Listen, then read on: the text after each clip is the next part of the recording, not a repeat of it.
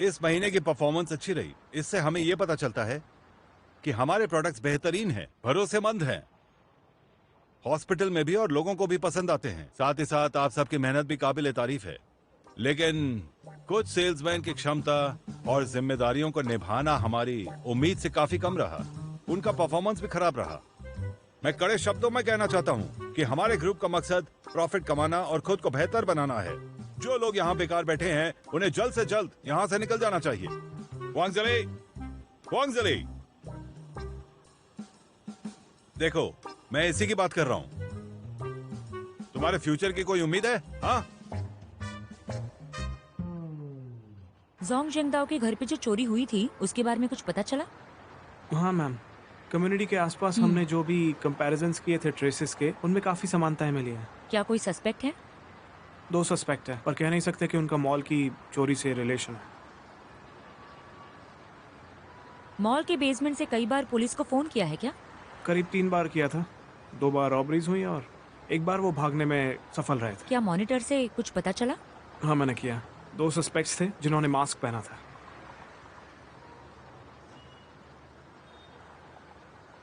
चलो देखते हैं।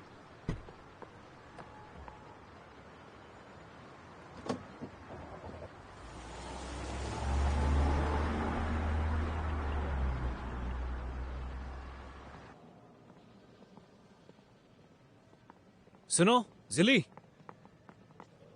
सुनो, तुम इस तरह काम नहीं कर सकते। ऐसे तो मैं सैंडविच बन जाऊंगा। मैं जानता हूँ, हाँ, सब मेरी गलती है, सॉरी। हम दोनों अच्छे दोस्त हैं। मैंने बॉस से बात की। मैंने कहा कि हाल ही में तुम्हारे परिवार में कुछ ठीक नहीं चल रहा है। शुक्रिया। हाँ ठीक है, ख्याल रखना अपना।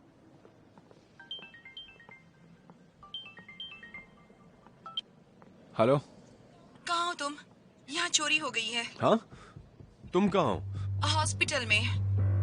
क्या तुम ठीक हो? मैं अभी वहां आ रहा हूँ।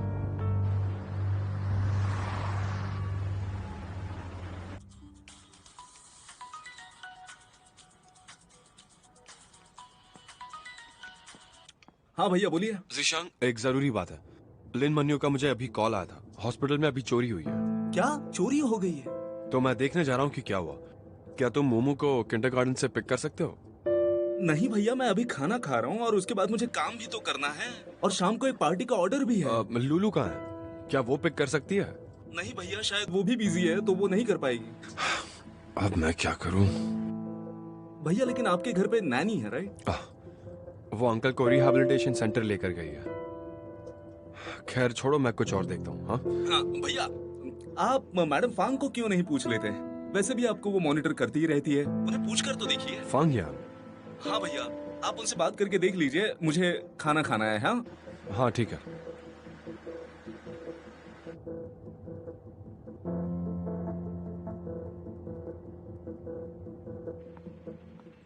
क्या हुआ?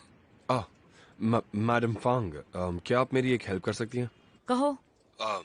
वो मैं अभी बिजी हूँ, तो क्या आप मोमो को पिक कर सकती हैं प्लीज?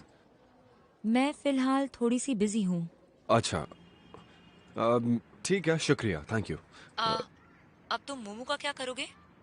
मैं उन्हें एक बार कॉल करके इन्फॉर्म कर देता हूँ कि मुझे थोड़ा लेट होने वाला है। तुम कितने लापरवाह हो। मैंने कहा था कि मोमो को किंडरगार्टन में अकेले मत छोड़ना। उसके दिमाग पर बुरा असर पड़ सकता है। क्या तुम ये बात भूल गए हो? मेरे पास और कोई रास्ता नहीं है। मैं चली जाऊंगी, लेकिन अगली बार तुम ऐसा नहीं करोगे। हाँ ठीक है ठीक है, ऐसा दोबारा नहीं होगा। हाँ, thank you very much. Okay okay okay, thank you thank you. ये इतना हाई क्यों है? लियो मैन्यू, तुम्हारे पैर में ज्यादा चोट नहीं आई है। मुझे अब जाना होगा, बाद में मिलते हैं। हाँ, इतनी जल्दी भी क्या है? तुमने मेरी जान बचाई है। तुम्हें खाने पे आना चाहिए। जी हाँ, चाहे तुम कितने भी बिजी क्यों न हो, तुम्हें खाने पे आना ही होगा। तुमने मेरी बेटी को जो बचाया। उसकी कोई जरूरत नहीं है। अगर आप मुझे शुक्रिया कहना चाहते हो तो खुद की रक्षा करो। Okay bye. जरूर आना। फिर मिलते हैं। बाय। बाय।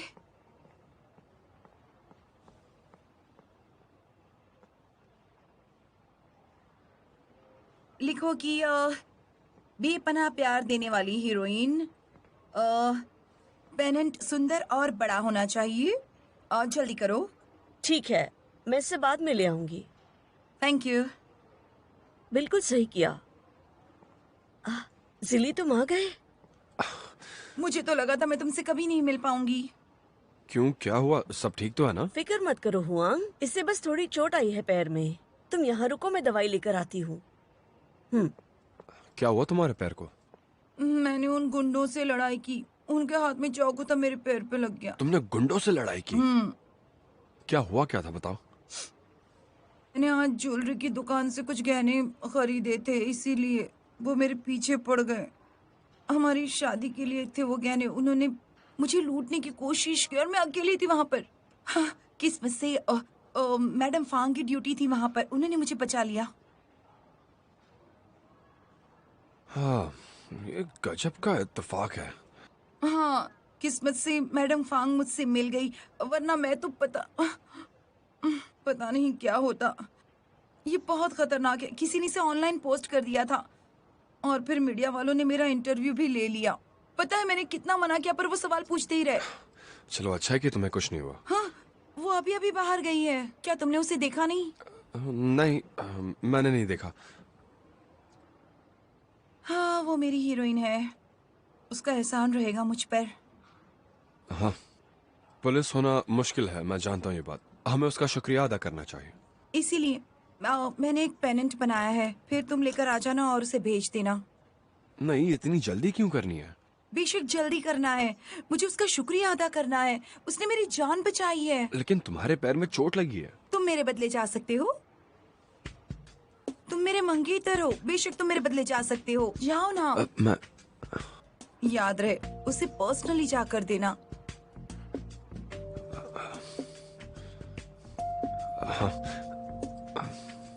तुम ठीक तो हो ना?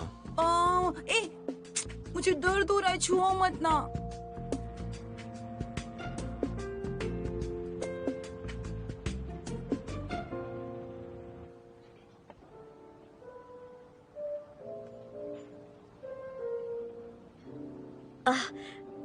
तुम ये दुआ दुआ, हम 5 साल से एक दूसरे को जानते हैं। ये 5 साल हमने साथ में बिताए। मैं जानता हूँ मैं बहुत अच्छा नहीं हूँ, लेकिन मुझे तुमसे प्यार है। मेरे जैसा आदमी जिंदगी में केवल एक ही बार इतनी महंगी रिंग खरीद सकता है, क्योंकि इसे पहनने के बाद इसे फेंक नहीं सकते, निकाल नहीं सकते और चेंज भी नहीं कर सकते। क्योंकि ये सिर्फ रिंग नहीं है, ये मेरा वादा है कि मैं पूरी जिंदगी तुमसे प्यार करता रहूंगा।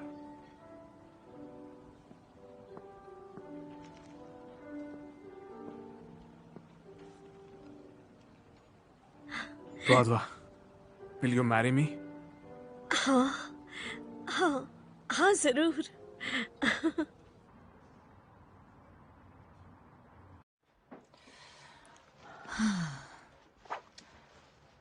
तुम्हें ठंड क्यों लग रही है?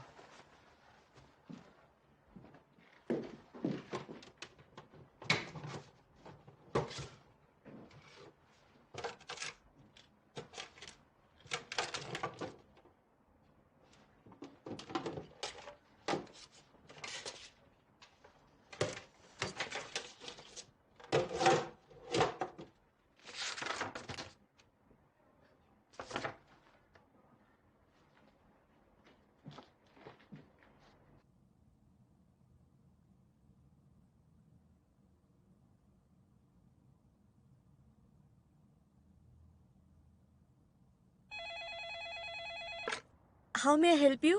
हेलो, जरा सुनिए। सर्दी की दवाई खरीदनी है। बच्चे की या किसी बुजुर्ग की? बच्चों की। अच्छा, उसकी उम्र कितनी है? 5 साल का। पैरासिटामोल दे दीजिए। 5 साल के बच्चे को दिन में 3 बार देनी होती है, एक बार में 1.5 पाउच। उसमें हाफ बैग की पैकेजिंग है। ये बहुत ही आसान है। हाँ ठीक है, शुक्रिया।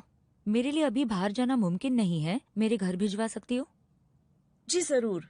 मेरा एड्रेस है नंबर 10 बाबाव स्ट्रीट। जी मैं अभी भिजवा देती हूँ।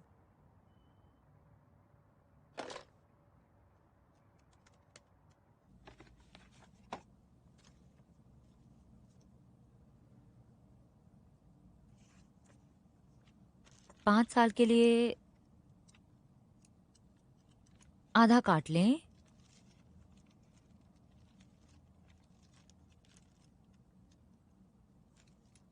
और इसे एक ग्लास में डालिए।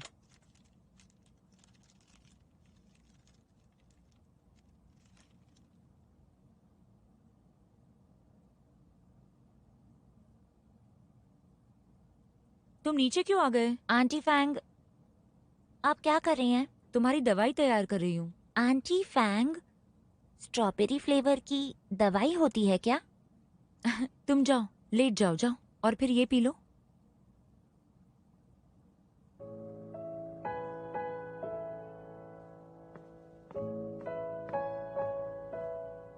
तुम आ गए? आई एम वेरी सॉरी, बहुत बिजी था। वो लोग सो गए क्या? बिल्कुल अच्छा ही है कि मैंने तुमसे मोमो को ले आने का वादा किया था, वरना तुम उसे अभी तक इंतजार ही करने देते। मोमो को सर्दी हुई है, मैंने दवाई ले ली है, उसे समय पर देते रहना। हाँ हाँ हाँ, मैंने प्रॉब्लम को अच्छी तरह से समझ लिया है। तुम्हारी मदद के लिए शुक्रिया। दोबारा ऐसा नहीं होगा। शुक्रिया कहने की जरूरत नहीं, बच्चों को तकलीफ नहीं देनी चाहिए। अब तुम आ गए हो तो मैं जा रही हूँ। Thanks again. सो रहा है।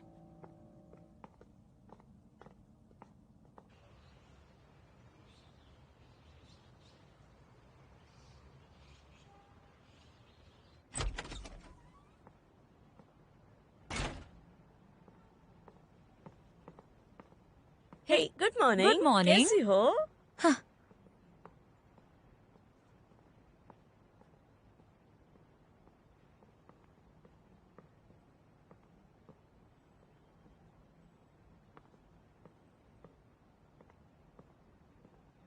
तुम आजकल बहुत सी बातें छुपाने लगी हो। राज क्या है? माफ करना कॉमरेड जावदियो, मैं तुम्हें निराश करूंगी क्योंकि ये सब काम का है। ओह, कितनी बोरिंग हो तुम। तुम क्या कर रही हो, वो भी इतनी सुबह सुबह? मेरे पास तुम्हारे लिए एक बड़ी खबर है। टड़ा! शादी का इनविटेशन? तुम शादी कर रही हो? हाँ बिल्कुल। तुम मुझसे शादी करने वाली हो हाँ मैं करने वाली हूँ। क्या? तो मैं क्या कह सकती हूँ? कॉन्ग्रेचुलेशंस। मैं तुम्हें एक बात बता दूं, चाहे तुम कितनी भी बिजी हो, तुम्हें मेरी शादी में आना पड़ेगा। तुम समझ गई? वरना मैं गुस्सा हो जाऊंगी। फिक्र मत करो, मैं जरूर आऊंगी। ये हुई ना बात। अच्छा सुनो, काम के बाद कहाँ जाने वाली हो तुम? आज तुम्हें कहाँ जाना है? मुझे तुम्हारे साथ अपनी वेडिंग ड्रेस ट्राई करनी है। ठीक है, तुम्हारे साथ चलूंगी। ओके, चलो काम पे लग जाओ। बाय। हाँ जाओ।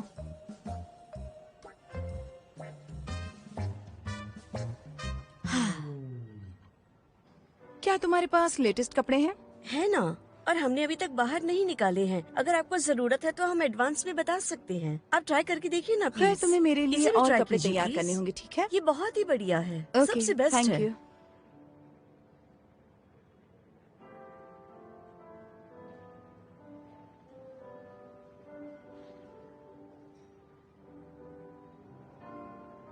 हाँ, मैडम फांग, ये कैसा इत्तेफाक है? आप यहाँ क्या कर रही हैं? मेरी फ्रेंड यहाँ वेडिंग ड्रेस ट्राई कर रही है। तुम यहाँ क्या कर रही हो? मैं भी यहाँ वेडिंग ड्रेस ट्राई करने के लिए आई हूँ। सच में? तुम शादी करने वाली हो? बहुत बहुत बधाई हो। कौन है वो नसीब वाला जो तुमसे शादी करेगा, बताओ? हुआंगजिली।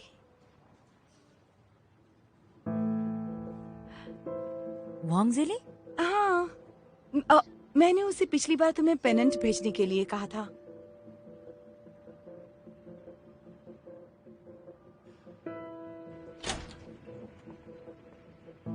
मैडम फांग। काम पर जा रहे हो क्या? हाँ, कोई दिक्कत है? वांगजिली, तुम्हारे खिलाफ रिपोर्ट आई है 2 शादी के आरोप में।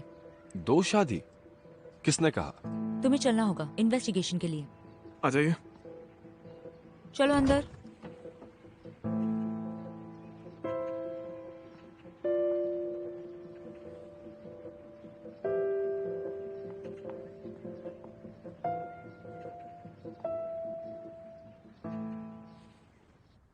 वांगजिली, मुझे पूरी कहानी बताओ।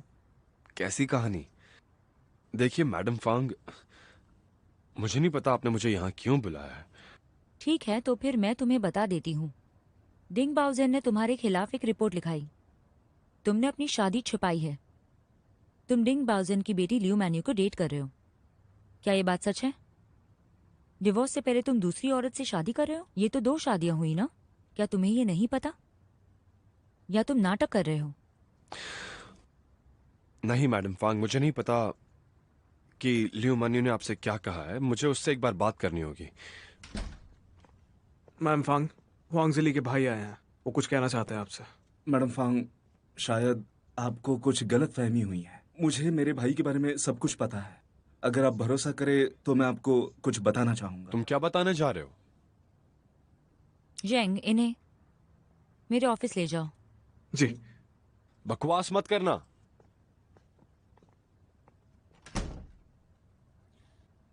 तुम घबरा क्यों रहे हो, बताओ? मैं कहाँ घबरा रहा हूं।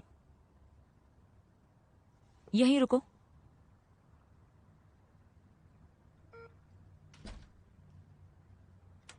मैडम फांग, आपने मेरे भाई को बहुत गलत समझा है। आप जैसा समझ रही है वैसा बिल्कुल नहीं है। इसमें सारी गलती ली मैन्यू की है। वो गुस्से में थे, इस वजह से उसने आपको कुछ भी बता दिया, है ना?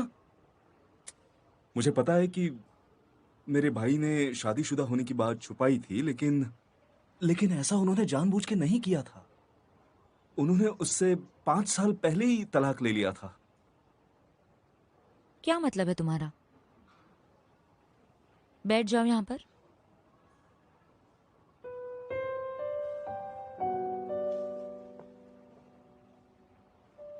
देखिए, मेरा भाई आपकी नजर में दोषी जरूर है, लेकिन अगर आप मुझसे पूछें तो मेरा भाई इस दुनिया का सबसे बेहतरीन इंसान है। वो कभी भी किसी को भी जानबूझ के तकलीफ दे ही नहीं सकते। आजकल के लड़कों से अच्छे हैं वो। बिल्कुल, इतना ही नहीं, वो टैलेंटेड भी है। 5 साल पहले जब वो डॉक्टर के तौर पे काम कर रहे थे, तब वो उम्र के हिसाब से बहुत ही ज्यादा टैलेंटेड थे। उनका करियर और उनकी शादीशुदा जिंदगी बहुत अच्छे से चल रही थी। मेरा भाई पूरा अस्पताल संभालता था और उसकी एक्स वाइफ भी उसका अस्पताल संभालने में हाथ बटाती थी, और दोनों बहुत फेमस थे। और इसी वजह से शायद बहुत सारे लोगों को उनसे जलन हुआ करती थी। मैडम फांग, सच में। मुद्दे पर आओ। लेकिन हर खूबसूरत चीज के पीछे उसका अपना एक डार्क पहलू भी होता है।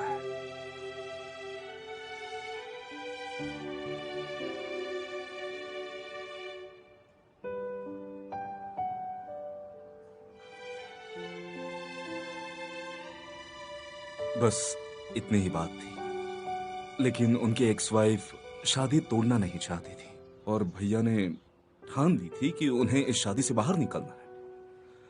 शादी और करियर बर्बाद होने के कारण वो पूरी तरह से टूट गए, और फिर वो 2 महीने तक गुस्से और बीमार होने के चलते बिस्तर पर लेटे रहे। उन्हें पहचानना भी मुश्किल था। उन्होंने अपना वजन घटा लिया था, उनके बाल भी गिरने लगे थे। बस एक बार सोचे मैडम फांग, उन्हें बलि का बकरा बनाया गया था। कैसा लगता उन्हें? उन्होंने कहा वो कुछ भी टॉलरेट कर सकते थे, लेकिन अपना ऑपरेटिंग टेबल छोड़ना उन्हें बिल्कुल भी रास नहीं आया। उन्हें बस अपना ऑपरेटिंग टेबल चाहिए था। वो अपने पेशे से दिलो जान से प्यार करते थे, और इसीलिए वो टूटकर बिखर गए। और शायद इसीलिए 2 साल उन्होंने कुछ नहीं किया। उन्होंने अपनी लड़ाई खुद लड़ने की कोशिश की, लेकिन अनफॉर्चुनेटली वो कुछ भी बदल नहीं सके। वो बहुत निराश हो गए थे, और फिर उन्हें शराब की लत लग गई थी। वो 2 बार रिहैब में भी जा चुके हैं। मैंने उन्हें एनकरेज किया, इस वजह से वो नॉर्मल लाइफ में फिर से आ पाए। उन्हें मुश्किलों का सामना करना बहुत पसंद है, और इसीलिए उन्होंने गांव जाने से भी इनकार कर दिया था। उन्होंने कहा कि वो जहां गिरे थे वहीं से उठेंगे। फिर उन्होंने एक फार्मास्यूटिकल कंपनी में नौकरी ढूंढ ली। मैडम फांग, इन सालों में मेरे भैया ने बहुत कुछ सहा है। मुझे उम्मीद है आप समझ सकती हैं। क्या ये बात सच है?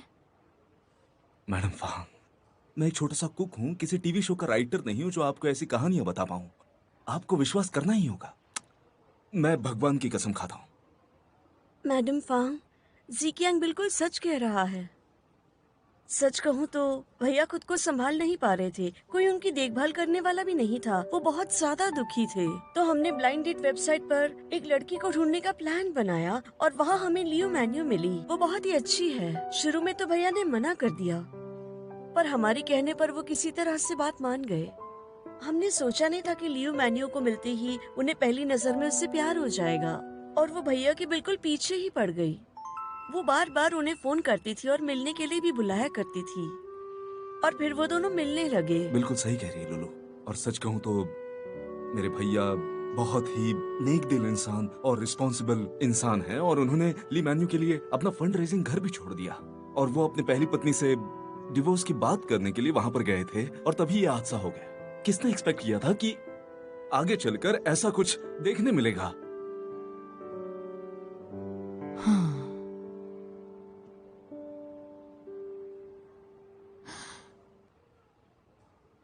अब तुम लोग जा सकते हो। हम जांच करने के बाद तुम्हें बताएंगे, वेरिफिकेशन के बाद। मैडम फांग, आपको मुझ पर भरोसा करना ही होगा। मेरे भाई की कोई गलती नहीं है। मैंने कहा मैं वेरिफिकेशन के बाद बताऊंगी। ठीक है। लुलु, तुम बाहर जा सकती हो। जी madam Fang, thank you very much. Bye.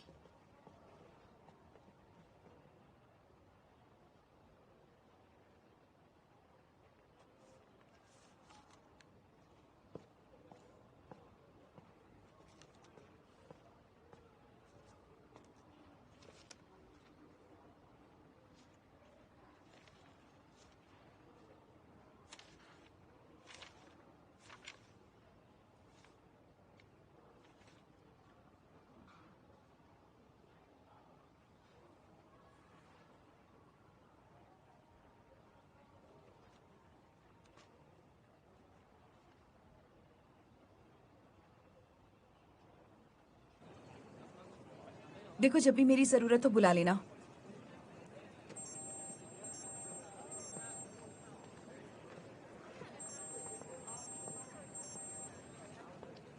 Hello. क्या तुम जोंकिंग बोल रही हो?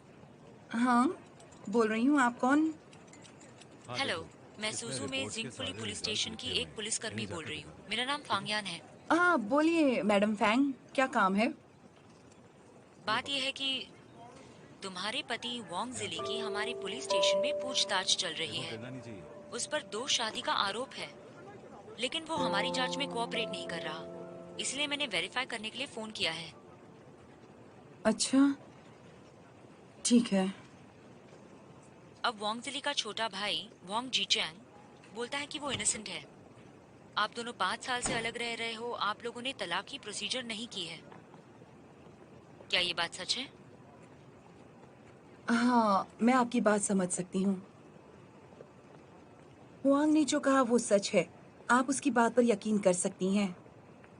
जिली बहुत अच्छा इंसान है और वो बहुत दयालु भी है। हमारे तलाक की बात भी बिल्कुल सच है। हमने तलाक कानूनी तौर पर नहीं लिया था।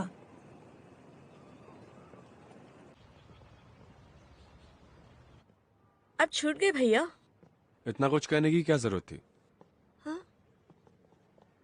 भैया, मुझे भैया मत बुलाओ और मेरा पीछा मत करो। भैया, मैंने कहा ना, भैया मत कहो, मेरा पीछा मत करो। समझ ही नहीं आती बात। भैया।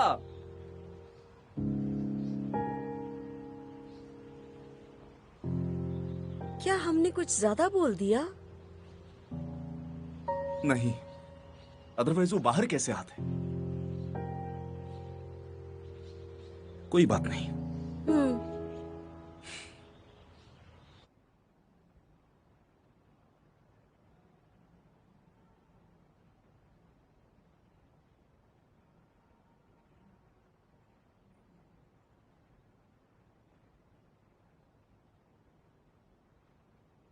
तुम क्या सोच रही हो? तबीयत ठीक है? ठीक है डायरेक्टर, ले आओ। ओंग जिले से बात करना। अगर ये गलतफहमी है तो हमें ध्यान रखना होगा, और हमें उससे अपनी गलती की माफी भी मांगनी पड़ेगी। हाँ, मैं जानती हूँ। मैं अब निकलता हूँ। ठीक है। घर जल्दी जाना।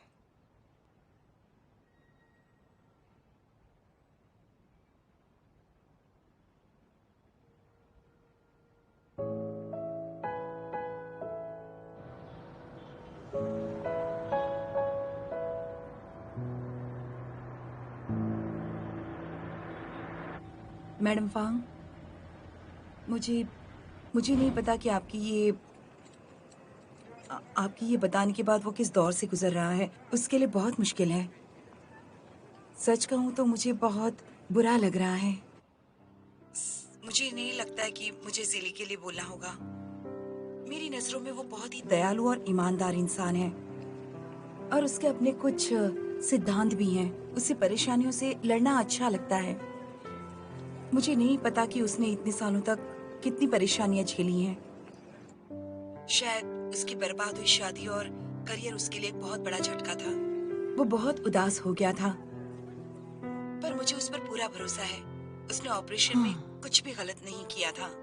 ऑपरेशन तो बिल्कुल ठीक ठाक रहा था। उसने दूसरों के लाल लिफाफों को स्वीकार भी नहीं किया था।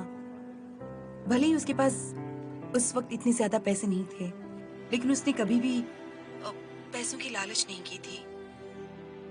तुम्हें पता है, जब वो हॉस्पिटल में था तब अपनी सैलरी से वो हमेशा गरीब पेशेंट की मदद किया करता था। उसके पास खाने के पैसे भी नहीं होते थे तो वो हमारे साथ खाना खाया करता था। तो तुम्हें लगता है कि उस जैसा आदमी किसी पेशेंट से काला धन कमा सकता है? ये बिल्कुल भी मुमकिन नहीं है। मैडम फांग, मेरे पापा के कई सारे स्टूडेंट्स थे, पर वो सबसे ज्यादा प्यार जिली से ही किया करते थे। वो कहते थे कि वो सबसे अच्छा इंसान है। जानती हैं क्यों? उसकी भलाई के कारण। ये डॉक्टरों के लिए सबसे जरूरी है कि भलाई करे। भलाई की बात है। जी हाँ, मेरे पापा इसे डॉक्टरों के लिए सबसे अच्छी बात मानते हैं। मेरे पापा जिली को हमेशा महत्व देते थे। वो उसे सब कुछ सिखाना चाहते थे। उन्हें लगता था कि वो एक अच्छा डॉक्टर बन सकता है। मैंने आपको ये सारी बातें बताई क्योंकि मैं जानती हूँ कि आप उसे गलत समझ रही हैं, पर वो बहुत अच्छा इंसान है और मैं चाहती हूँ कि आप उसे किसी और नजरिए से ना देखें। आप चाहें तो मुझे उसकी क्लासमेट या उसकी एक्स वाइफ समझ सकती हैं, पर मैं सिर्फ आपको सच बताना चाहती हूँ। वो एक बहुत अच्छा इंसान है। हमने तलाक की फॉर्मेलिटीज पूरी नहीं की हैं क्योंकि मैं चाहती थी कि उसे एक घर मिल जाए, लेकिन मैं नहीं जानती थी कि इस जांच पड़ताल में 5 साल लग जाएंगे। पिछली बार मेरे विदेश जाने से पहले मैंने उसे उसकी नई गर्लफ्रेंड के साथ देखा था। मुझे लगा था कि ये बहुत अच्छी बात है और मैं उसके लिए बहुत खुश थी। अब जब मैं वापस लौटूंगी तो ये तलाक की फॉर्मेलिटीज पूरी कर दूंगी।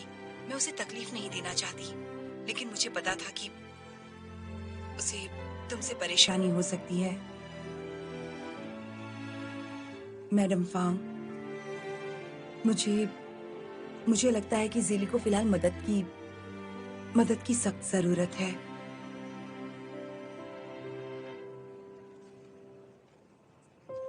आपकी मदद के लिए शुक्रिया।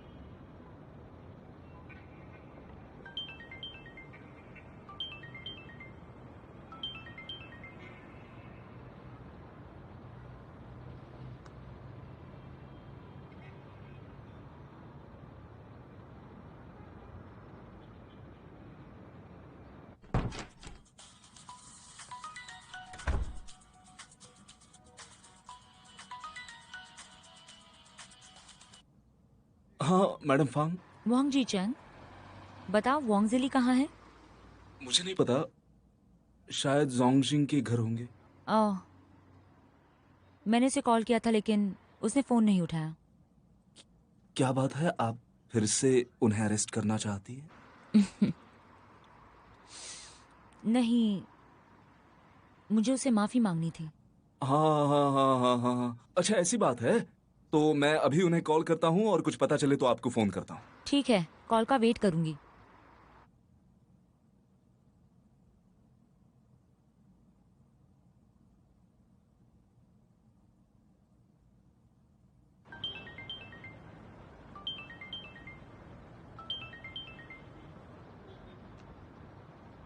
हेलो।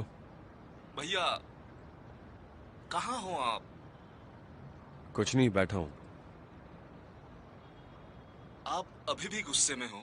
मुझे पता है कि मेरी गलती है, लेकिन माफ भी कर दो अभी, प्लीज भैया। बोलो।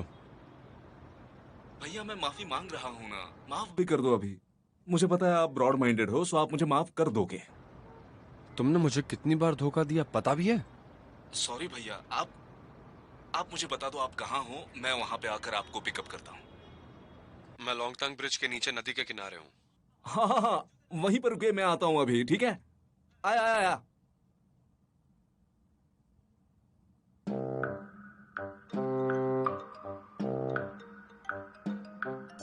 हेलो। मैडम फांग, भैया अभी नदी के किनारे बैठे हैं। ठीक है, नदी के किनारे मिलते हैं। हाँ वहीं पर मिलते हैं।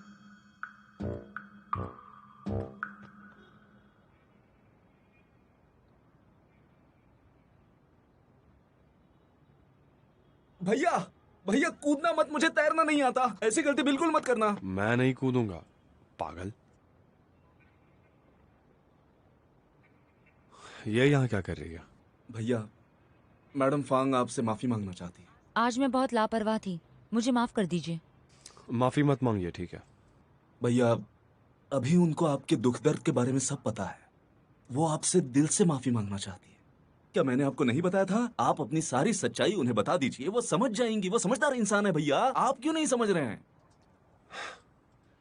मुझे किसी की माफी की जरूरत नहीं है, मैं बस अकेला रहना चाहता हूँ। हाँ प्लीज जाओ यहाँ से। आज का समय अच्छा नहीं, किसी और दिन बात करते हैं, ठीक है? उसकी कोई जरूरत नहीं है मैडम फांग। अगर आप मुझसे माफी मांगना चाहती हैं तो प्लीज मेरे सामने मत आना, इससे बड़ी माफी और कुछ नहीं हो सकती। मैं मान लूंगा कि आपने दिल से माफी मांगी। भैया कैसी बात कर रहे हैं आप? वो आपके लिए इतना दूर आई हैं। वाह जी चैंग, रुक जाओ, आज रहने दो। Madam Fang, madam Fang. तुम भी जाओ। मैं नहीं जाऊंगा, मैं यही रुकूंगा आपके साथ। तुम्हें तुम्हारे भैया पर दया ही नहीं है ना? मैं बस अकेला रहना चाहता हूँ, तुम जा सकते हो प्लीज। बाद में मुझे डैड की और वो बच्चे का ख्याल रखना है। अच्छा फिर मैं बाद में कॉल करता हूँ।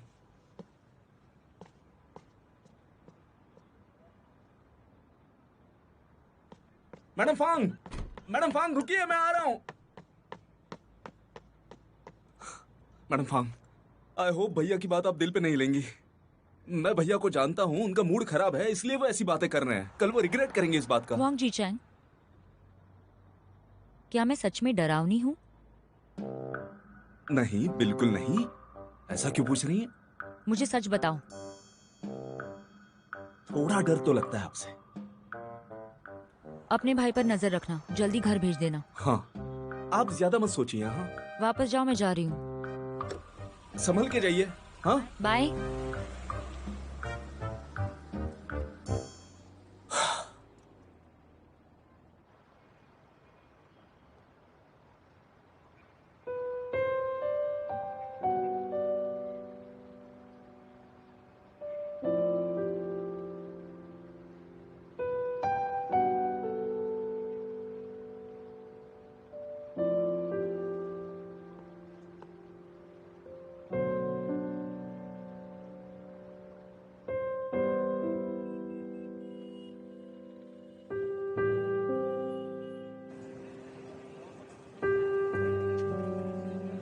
हाँ मेरा काम खत्म हो गया। देखो यहाँ पे तो सारा काम खत्म हो गया। अब ऐसा करो, कल देखते दोपहर हैं के आगे लिए क्या एक होगा। हमें मीटिंग पहले फिक्स करो। पता करना होगा, थोड़ी और हमें रिसर्च पहले इन करनी पड़ेगी। डिवाइसेस को आजमा कर देखना पड़ेगा, ये बिल्कुल नहीं है। हाँ जल्दी करो। वांग चलो। जिली, इन दिनों के लिए तुम्हारा चलो। जी शुक्रिया। जी बिल्कुल। परेशानी के लिए माफी चाहती हूँ। मैं जल्दी ही वापस आ जाऊंगी, फिर तुम फ्री हो जाओगे। फिर से शुक्रिया। वो लोग ठीक हैं और सुरक्षित भी। नानी कह रही थी तुम सोफे पर सोते हो। तुम बेडरूम या स्टडी रूम में सो सकते हो। सोफे पर सोने में कोई दिक्कत नहीं है।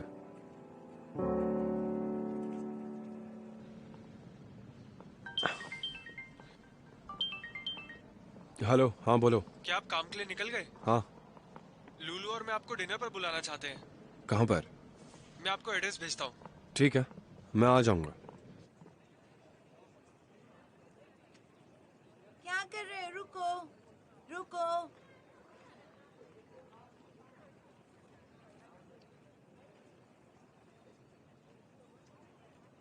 Hello aunty. हाँ मैं ठीक हूँ। आप कैसी हैं? हाँ, और पापा कैसे हैं? ठीक है ठीक है ठीक है। हाँ, मोमू को फोन दीजिए ना प्लीज। डॉक्टर जोंग, हाँ आप यहाँ आइए, तब तक मैं पेशेंट को देखता हूँ। हाँ कोई बात नहीं। ठीक है। मैं मोमू को बाद में कॉल करती हूँ, ठीक है? मुझे भी जाना होगा। हाँ ओके बाय। क्या हुआ?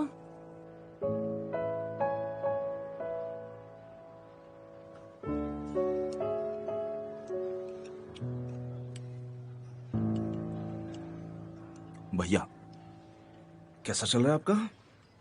कुछ खास नहीं। भैया, आप भाभी से मिलने नहीं गए? उसकी मॉम ने मेरी रिपोर्ट लिखवाई थी, मैं क्यों मिलना चाहूँ? भैया वो डर की वजह से कंफ्यूज हो गई थी, ये आप भी समझते हैं। उसकी मॉम गुस्से में थी। लियो मनी मुझसे बात कर सकती है ना, वो थोड़ा सा भी भरोसा नहीं कर सकती। हम क्यों बात करें?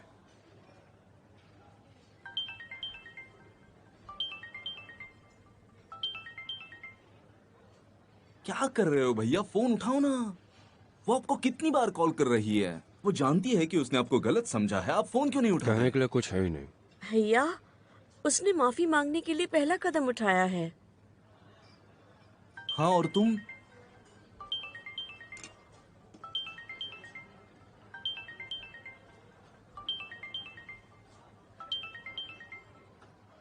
हेलो हेलो भाभी।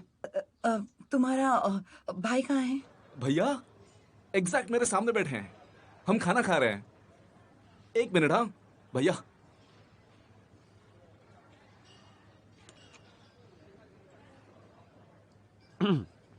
हेलो। जिली, तुमने मेरा फोन क्यों नहीं उठाया? क्या तुम मुझसे नाराज हो? क्या तुम्हें कोई परेशानी है? मैं तुम्हें समझाना चाहती हूँ कि हमने ही तुम्हारी रिपोर्ट लिखवाई थी।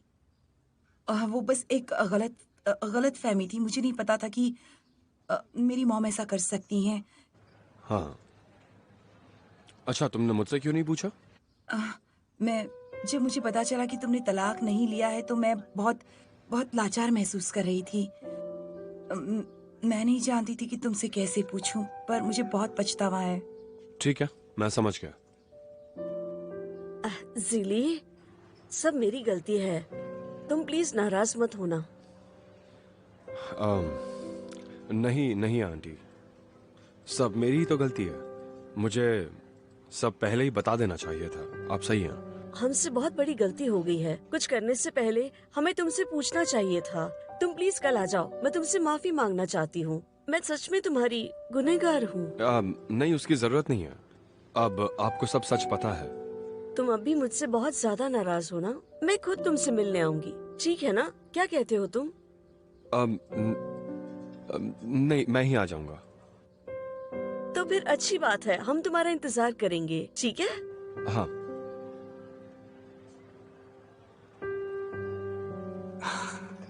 टांग मत अड़ाओ। बहुत बहुत बहुत बढ़िया भैया।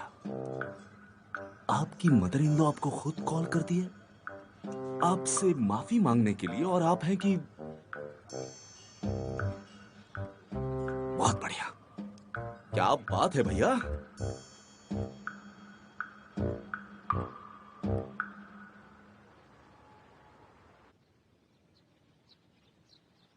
दरअसल बात यह है कि मैंने उस दिन मुझे बताने आई थी कि तुम्हारा तलाक नहीं हुआ है, और ये सुन के मुझे बहुत ज्यादा गुस्सा आ गया।